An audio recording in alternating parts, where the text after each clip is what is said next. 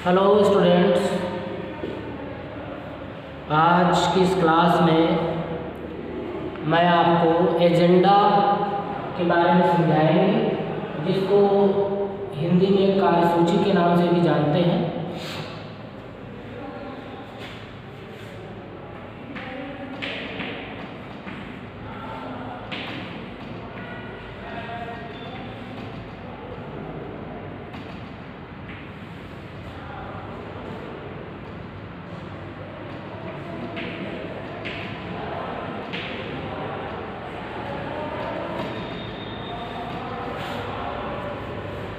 Agenda, इसकी पूर्व की क्लास में मैंने आपको नोटिस के बारे में बताया था कि सभा की नोटिस से क्या तात्पर्य होता है और सभा से संबंधित नियमों के बारे में आपको हमने जानकारी दी।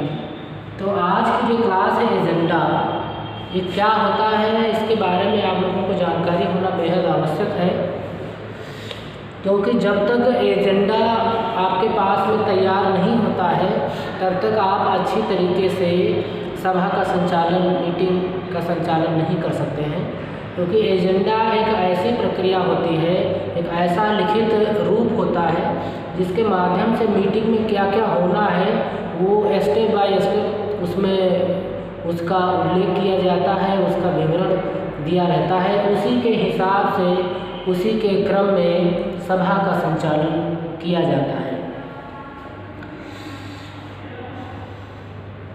कहते हैं कि कार्यसूची से जो अभिप्राय है कि सभा का कार्यक्रम, कार्यसूची का मतलब होता है सभा का कार्यक्रम।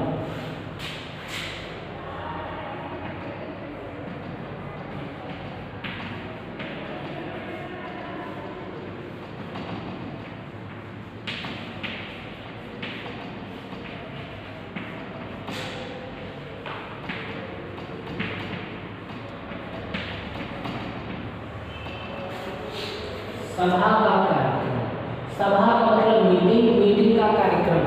तो मीटिंग का कार्यक्रम किस तरीके से होगा, किस तरीके से किसको क्या कहना है, पहले कौन कहेगा, बाद में कौन कहेगा, कौन कौन से मुद्दों पर बात होगी, कौन कौन व्यक्ति उसमें अपने प्रश्नों का उसमें संबोधन करेंगे, कौन कौन से व्यक्ति उसमें समझाएंगे, ये सब उसमें क्रम बाय क्रम उसमें लिखा रहता है। अर्थात सभा में होने वाले कार्यक्रम के लिए एक रूपरेखा तैयार करना, सभा में होने वाले कार्यक्रम की एक रूपरेखा तैयार करना कार्यसूची कहलाता है। ये तो आप इसका शाब्दिक अर्थ समझ रहे हैं, इसका मतलब होता है सभा का कार्यक्रम। ठीक है, अब इसको अगर एक लाइन में आपको डिफाइन करना हो तो आप कहेंगे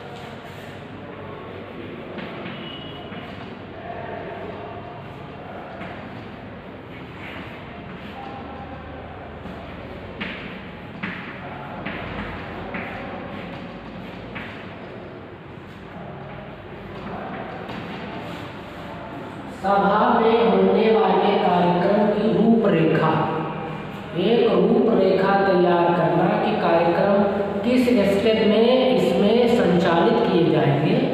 ये पूरा आपका जो कार्यक्रम होता है इसको एजेंडा कहते हैं, कार्यसूची कहते हैं। जैसे आप देखोगे कहीं पर अगर कोई फंक्शन होता है, कहीं कोई कार्यक्रम होता है या कहीं पर कोई मंत्री महोदय का आगमन है तो वहाँ पर किस तरीके से एजेंडा तैयार किया जाता है। पहले एक गेस्ट होते हैं, चीफ गेस्ट, उसके बारे में देखते हैं। आगे ये लिखा रहता है चीफ गेस्ट कौन है हमारे। फिर उसमें कुछ सांस्कृतिक प्रोग्राम होते हैं जो बीच बीच में किए जाते हैं। उसमें वो तथ्य होते हैं कि कौन कौन उसमें संबोधन देंगे, भाषण कौन देंगे, कौन समझाएंगे। उसमें ये सब क्रम से लिखा रहता है कि पहले कौन संबोधन करेगा, उसके बाद में कौन संबोधन करेगा, उसके पश्चात कौन संबोधन करेगा, बीच में कौन सा सांस्कृतिक प्रोग्राम होगा, उसको करने के लिए कौन कौन से, ये पूरा एक विस्तृत विवरण जो दिया रहता है, पूरा उसमें समझाया जाता है। उसी को हम एजेंडा के नाम से जानते हैं, कार्यसूची के नाम से हम उसको जानते हैं। तो आपने देखा कि ये एक सभा का कार्यक्रम होता है।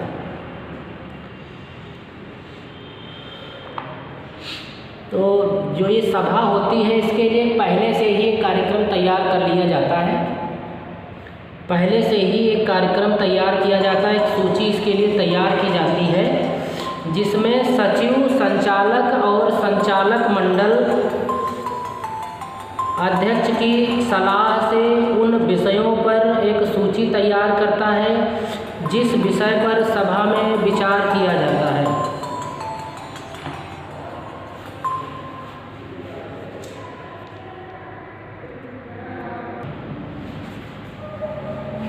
तो ये तो आप समझ गए। तो हमने आपको बताया कि जब मीटिंग होती है तो उसके लिए एक कार्यक्रम तैयार किया जाता है। और ये कार्यक्रम कैसे तैयार किया जाता है? जो कंपनी सचिव होता है, संचालक मंडल जो होते हैं, संचालक मंडल के जो सदस्य होते हैं, है ना, तो पूरा जो संचालक होते हैं उन संचालकों में भी एक अध्यक्ष बनाया जाता है जो बोर्ड ऑफ डायरेक्टर्स का अध्यक्ष होता है। उन सबकी सलाह पर उन विषयों पर एक सूची तैयार की जाती है कि सभा पर कौन कौन से तथ्यों पर विचार किया जाएगा, और सभा में उसी कार्यक्रम के अनुसार ये जो सभा है वो संचालित की जाती है। और जब सभा होती ही एजेंडा की एक कॉपी सचिव के पास ही रहती है। सचिव को पता है कि कार्यक्रम को किस तरीके से संचालित करना है, किस तरीके से उसको प्रतिपादित करना है, ये उसको पता रहता है, इसलिए उसकी एक कॉपी इसके पास में रहती है। थोड़ा सा फिर से आपको समझाने का प्रयास करते हैं, तो अगर कोई डाउट हो आपको तो आपको थोड़ा सा समझ में आए।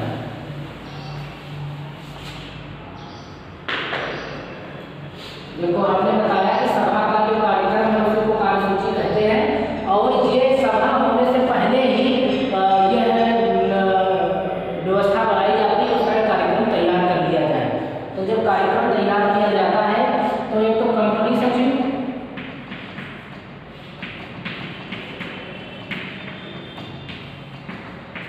और जो संचालक होते हैं,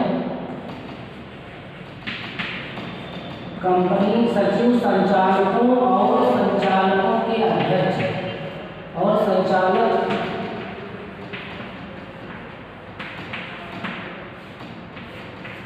संचालकों के अध्यक्ष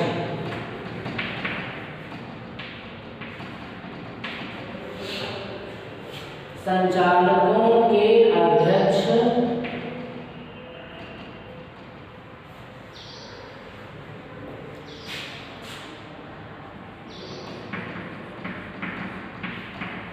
आपस में विचार विमर्श करते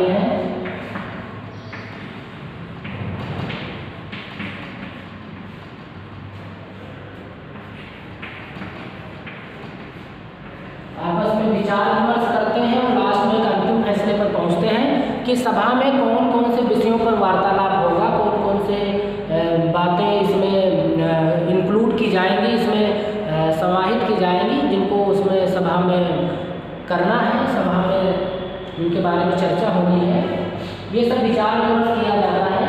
और जिनसे रिलेटेड सभाएं होती हैं, हमने क्या बताया इसमें सचिव, संचालक और संचालकों का जो अध्यक्ष होता है, संचालकों का अध्यक्ष, क्योंकि संचालकों में कई सारे व्यक्ति होते हैं, तो उनमें से एक व्यक्ति चुना जाता है जो उन सबका हेड होता है। तो वो सब आपस में मिल करके डिसीजन लेते हैं कि आज की जो मीटिंग है उसमें कौन कौन से तथ्यों पर विचार विमर्श रहेगा, किन पर बातें की जाएगी, चर्चा की जाएगी। तो ये सब इसमें होता है। ये सब मिल करके डिसाइड करते हैं, सभी लोग बताते हैं कि ये सभा है तो इसमें ये भी क्वेश्चन होना चाहिए, ये क्वेश्चन होना चाहिए। तो जब सर ये पूरा एजेंडा तैयार हो जाता है, पूरा फ्लो तैयार हो जाता है, अब इसमें है कि स्टार्टिंग से लेकर के अंत तक के सारे कार्यक्रम इसमें आते हैं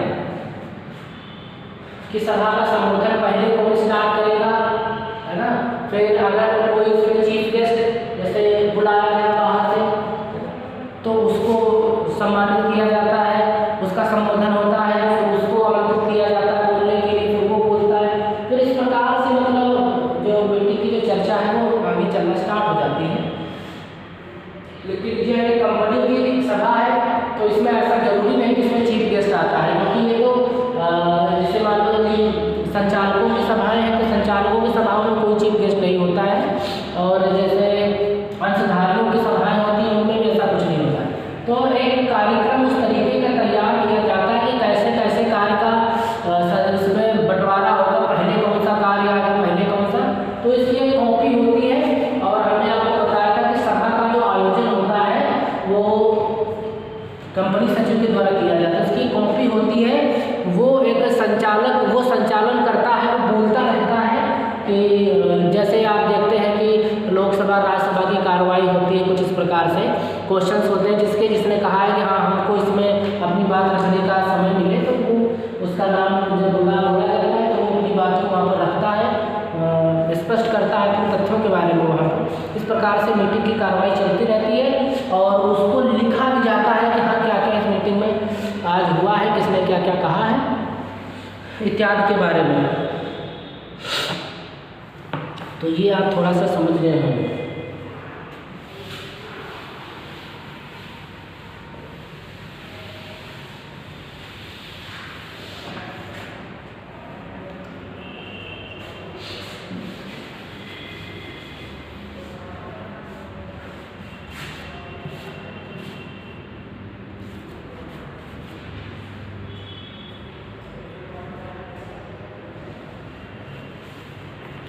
अब इसी के संदर्भ में इसकी एक परिभाषा है, उसके बारे में भी आपको पता होना चाहिए, एग्जाम में आपके लिए इम्पोर्टेंट है। कहते हैं जो कार्यसूची है, कार्यसूची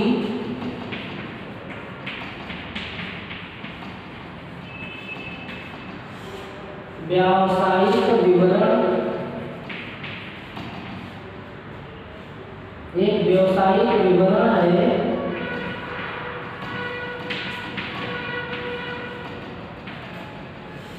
जिस पर सभा में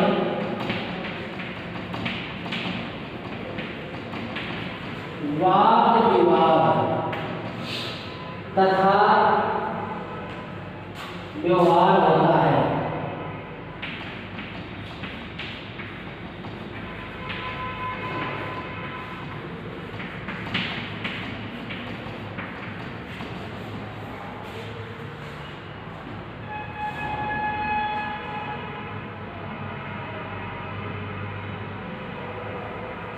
यह इसकी परिभाषा है, इसमें थोड़ा सा एक और मीनिंग होता है। जो कार्यसूची होती है यह एक व्यवसायिक विवरण होता है, व्यवसाय का एक विवरण इसमें दिया रहता है। मीटिंग में क्या होगा उसका एक व्यवसायिक विवरण इसमें होता है, और जिस पर सभा में वाद विवाद होता है, लोग अपनी बातें बताते हैं, समझाते हैं, लोग उनको सुनते हैं, ये सब इसको वाद विवाद कहते हैं, और इसी को व्यवहार कहते हैं। वाद विवाद का व्यवहार इसमें होता है, इसी को हम कार्यसूची के नाम से जानते हैं। कार्यक्रम होने वाली सभा और सभा के अंत में बनाए जाने वाले कार्यों का और उस क्रम का एक विवरण है जिसमें कार्य किए जाते हैं। तो ये एक सभा को संचालित करने की एक व्यवस्था को करने का एक क्रमिक रूप होता है, एक क्रमबद्ध तरीका इसमें दिया रहता है किस तरीके से सभा का कार्य संचालित किया जाएगा।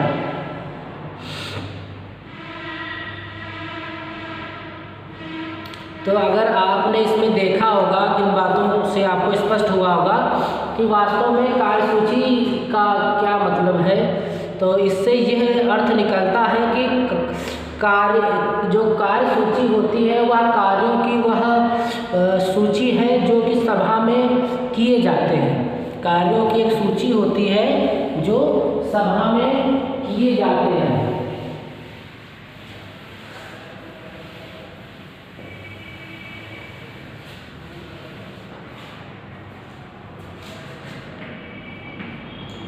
यह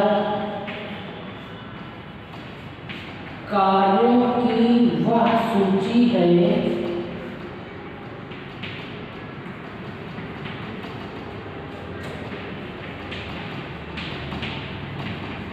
जो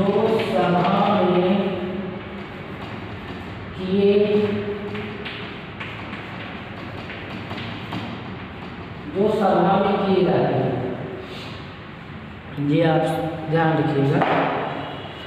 अब कार्यसूची के प्रकार हैं कि कार्यसूची के कितने प्रकार हैं। तो कार्यसूची को 2 भागों में विभाजित किया गया है। ठीक है, कार्यसूची को 2 भागों में विभाजित किया गया है।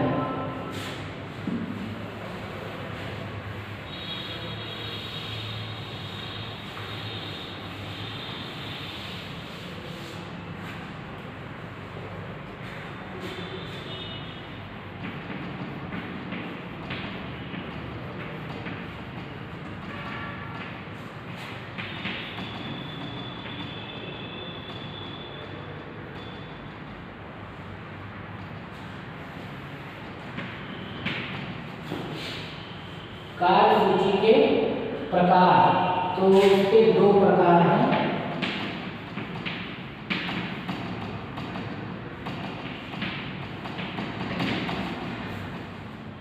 कार्यसूची के 2 प्रकार हैं। पहला है संक्षिप्त कार्यसूची और दूसरा है विस्तृत कार्यसूची।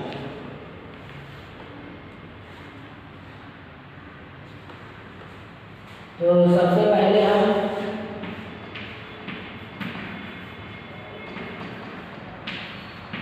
संक्षिप्त कार्यसूची के बारे में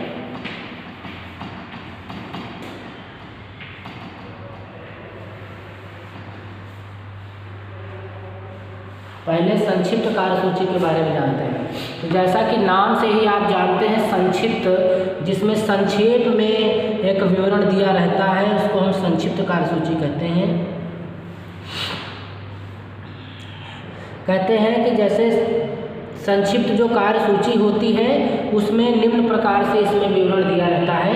से पहला इसको है सूक्ष्म पढ़ना, हस्तांतरण स्वीकार करना, संचालकों का चुनाव, अंकेक्षणों की नियुक्ति, वित्त विवरण प्रस्तुत करना, अध्यक्ष की अनुमति से कोई अन्य कार्य, है ना। ये संक्षिप्त होता है कि इसमें क्या क्या है वो इसमें समझाया जाता, बिल्कुल संक्षेप में, आगे और कुछ भी नहीं इसमें बताया जाता है कि और क्या क्या इसमें होगा, बस उसकी हेडिंग टाइप की इसमें लिख दी जाती हैं। तो उन्हीं को हम संक्षिप्त विवरण के नाम से जानते हैं। इसमें देखिए, जैसे इसमें पहला है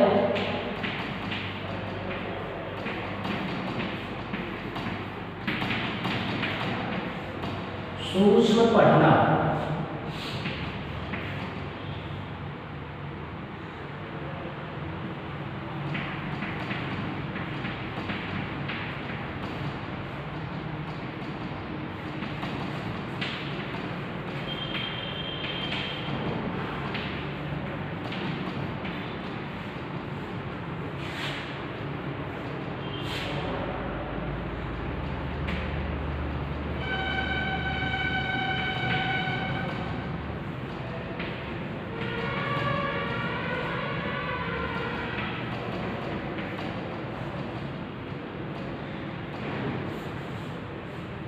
संचालकों का चुनाव,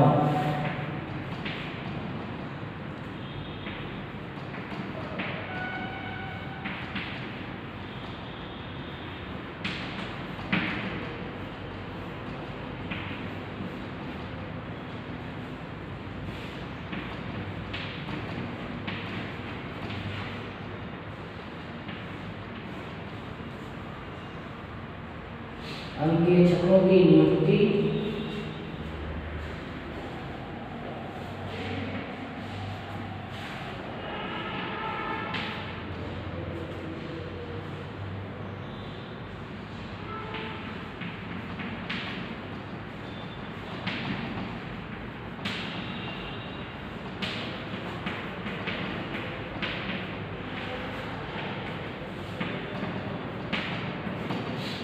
संक्षिप्त विवरण प्रस्तुत करना।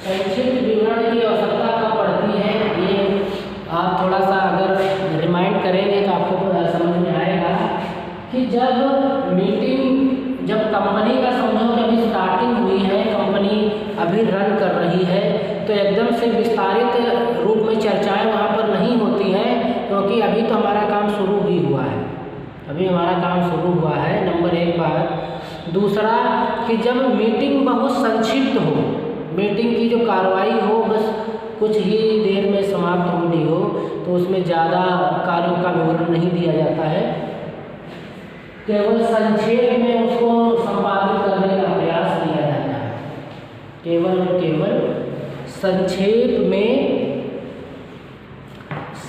संपादित करने का उसका प्रयास रहता है।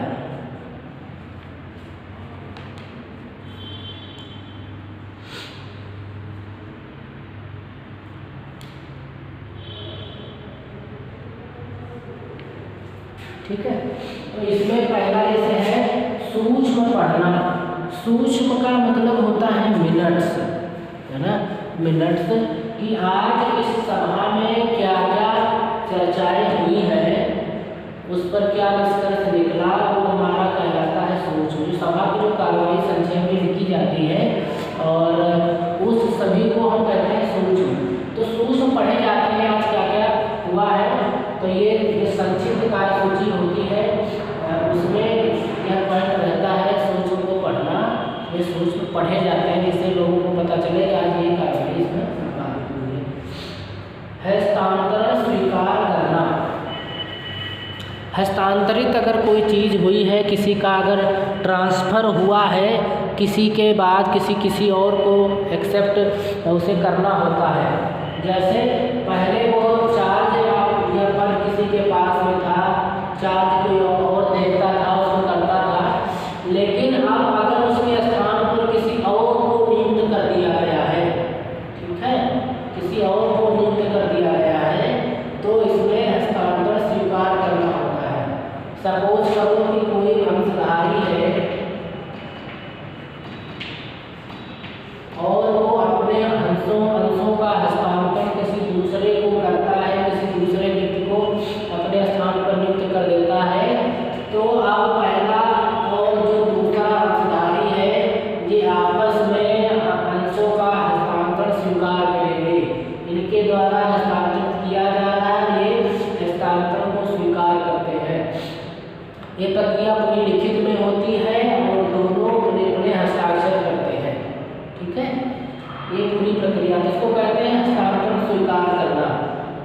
कंपनी में जितने भी आप समझ लो कि संचालक मंडल होते हैं, उनके पास में अच्छे कार्यों का पूरा उनके पास लेखा जोखा रहता है। अगर किसी कोई कार्य उनके द्वारा देखा जा रहा है और वो फिर किसी और के पास में जाता है, तो आप ये समझिए उसमें हस्तांतरण स्वीकार, एक के पास दूसरे के पास, एक से दूसरे के पास जाएगा तो उसका हस्तांतरण दूसरे को स्वीकार करना पड़ता है।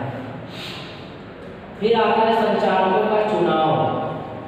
संचालक जो होते हैं उन संचालकों का भी चुनाव होता है, संचालकों का भी चयन किया जाता है कि हमारी कंपनी के संचालक जो होंगे वो कौन होंगे, क्योंकि संचालक कोई एक नहीं होता है, पूरी बोर्ड ऑफ डायरेक्टर की पूरी कई सारे लोग होते हैं जो कंपनी को हमारे चलाते हैं, जो हमारी कंपनी को चलाने में सहयोग प्रदान करते हैं, वो हमारे संचालक कहलाते हैं। तो संचालकों का जो चुनाव होता है तो उसमें बस ऐसे लिखा रहेगा संचालकों का चुनाव। ये आगे की जो प्रक्रिया है वो कंपनी सचिव को पता है कि संचालकों का चुनाव किस तरीके से कराना है, क्या मेथड है उसका, क्या प्रोसीजर है, वो अपने तरीके से उसमें होता रहता है। लेकिन उसमें सिर्फ यही लिखा रहेगा मतलब पूरा विवरण नहीं दिखा रहेगा कि संचालकों का चुनाव होना कैसे है, बस संक्षेप में संचालकों का चुनाव और पूरी प्रक्रिया होगी। फिर जो अंकेक्षकों की नियुक्ति, अंकेक्षक जो ऑडिटर होते हैं, ऑडिटरों की नियुक्ति, बस एक लाइन लिखी है, ऑडिटरों की नियुक्ति, अंकेक्षकों की नियुक्ति। अब उस पर चर्चा होगी किसको रखा जाए, किसको नियुक्त किया जाए, जो हमारे खातों की जांच करेंगे, उनमें देखेंगे कि सही है कि गलत है। और जब वो व्यक्ति के तहत उचित पाया जाता है तब उसमें नियुक्ति कर दी जाती है और उसका लिखित में पूरा ब्यौरा उसमें आ जाता है और उस व्यक्ति को भी एक कॉपी दे दी जाती है, उसको भी बता दिया जाता है कि आपकी नियुक्ति अंकेक्षकों में हुई है। तो ये पूरी जो प्रक्रिया है ये सब कंपनी सचिव को पता है, लेकिन उसमें बस इतना ही लिखा रहेगा अंकेक्षकों की नियुक्ति। ठीक है।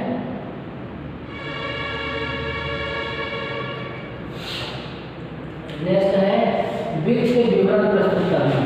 अब वित्त के विवरण प्रस्तुत करना है, विवरण तो वित्त से संबंधित, पैसे से संबंधित कई प्रकार के हो सकते हैं, लेकिन संक्षिप्त कार्यसूची में सिर्फ इतना ही विवरण लिखा रहेगा, वित्त विवरण प्रस्तुत करना। अब किसको प्रस्तुत करना है, जिसको पहले से ही पता है कि वित्त विवरण कौन प्रस्तुत करेगा, वो आकर के अपने पटल पर कागजात को प्रस्तुत करता है, समझाता है, बताने पूरा प्रयास करता है। तो संक्षिप्त में देखते हैं कि बस सिर्फ हेडिंग लिखी है कि क्या होना है, अंदर जो होना है वो उसकी कार्रवाई साथ साथ स्वतः उसमें चलती रहती है।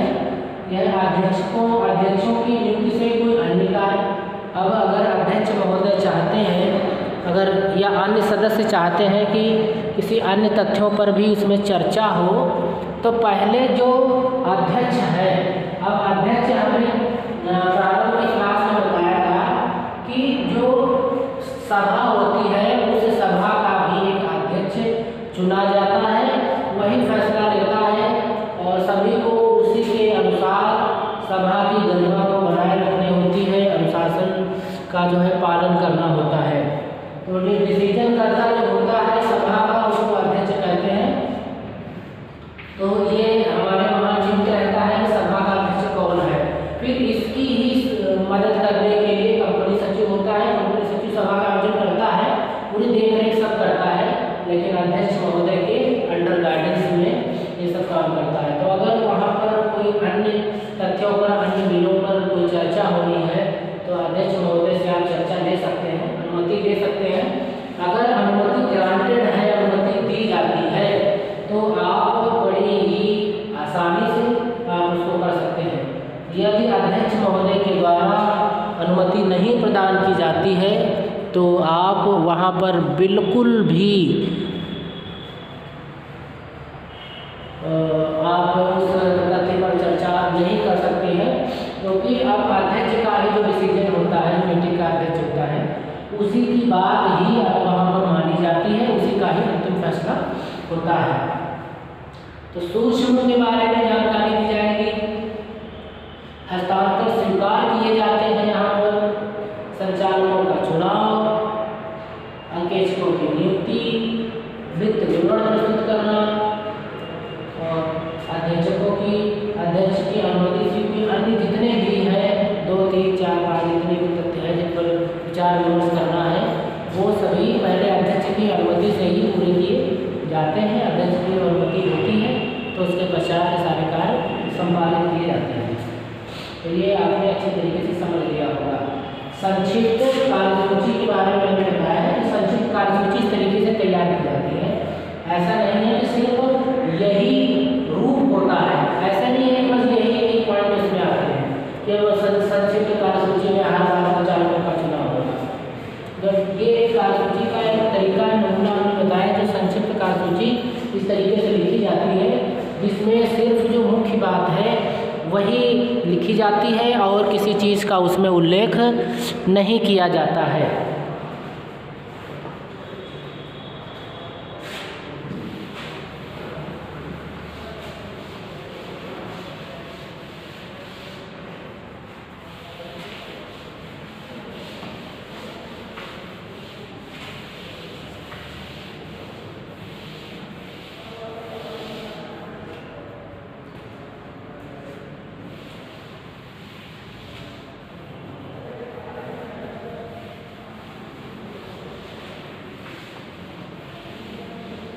तो हमने आपको यहाँ पर एजेंडा के बारे में बताया और आपने प्रयास भी किया समझने का, और हमने एक टाइप आपको बताई है संक्षिप्त कार्यसूची की। तो आशा करते हैं कि ये आपको दो बातें समझ में आ गई होंगी कि एजेंडा किसको कहते हैं, क्या अभिप्राय है इसका, परिभाषा क्या है इसकी, और इसके जो प्रकार हैं उसमें जो संक्षिप्त कार्यसूची किस तरीके से तैयार की जाती है। संक्षिप्त कार्यसूची में सिर्फ और सिर्फ मुख्य बात का ही उल्लेख किया जाता है, विस्तारित रूप इसमें नहीं दिया जाता है। जैसे हमने आपको इसमें बताया था कि सूक्ष्म पढ़ना, सूक्ष्म पढ़े जाते हैं, अंकेक्षकों की नियुक्ति होती है, संचालकों का चुनाव इसमें चुनाव किया जाता है, और इसमें वित्त विवरण प्रस्तुत किए जाते हैं, और अध्यक्ष की अनुमति से अगर कोई अन्य कार्य है सभा में चर्चा करने लायक तो आप पहले हमको उनसे विचार विमर्श करना पड़ता है, उसके पश्चात ही हम यहाँ पर अपनी बात को सभा में रख सकता है वो व्यक्ति, अदरवाइज उसका वहाँ पर कोई अस्तित्व नहीं होता है। और कार्यसूची भी आप समझ गए होंगे कि कार्यसूची का मतलब होता है सभा का कार्यक्रम, कि सभा में कार्यक्रम किस तरीके से होगा, मीटिंग की कार्रवाई किस तरीके से चलेगी, कौन संबोधन करेगा, किन किन विषयों पर उसमें चर्चा की जाएगी। इसी का एक जो लिखित रूप होता है वो हमारा कार्यसूची कहलाता है। कार्यसूची सभी के पास में होती है। जब कार्यसूची बनाई जाती है तो उन सभी को जिनको सभा में इनवाइट किया गया है उन सभी के पास भेजा भी जाता है कि हमारे वहाँ मीटिंग में क्या क्या होना है, कैसे, पूरा नोटिस के माध्यम से सबको सूचना दे दी जाती है। और एक कॉपी जो इसकी है वो सचिव के पास में होती है, कंपनी सचिव के पास में होती है, और कंपनी सचिव उसी के आधार पर मीटिंग की कार्रवाई को पूरा करता है। तो आशा करते हैं कि आज के इस क्लास को आपने अच्छी तरीके से समझने का प्रयास किया होगा। तो इस क्लास को यहीं पर वाइंड अप करते हैं। नेक्स्ट क्लास में हम आपको बताएंगे कि जो एजेंडा है, कार्यसूची है, इसका विस्तृत रूप किस तरीके से तैयार किया जाता है, किस तरीके से आप कौन कौन से तथ्यों को इसमें किस तरीके से समाहित करेंगे, ये हम इसमें आपको समझाने का प्रयास करेंगे। तब तक अपना ध्यान रखें, पढ़ाई में मन लगाएं। Take care.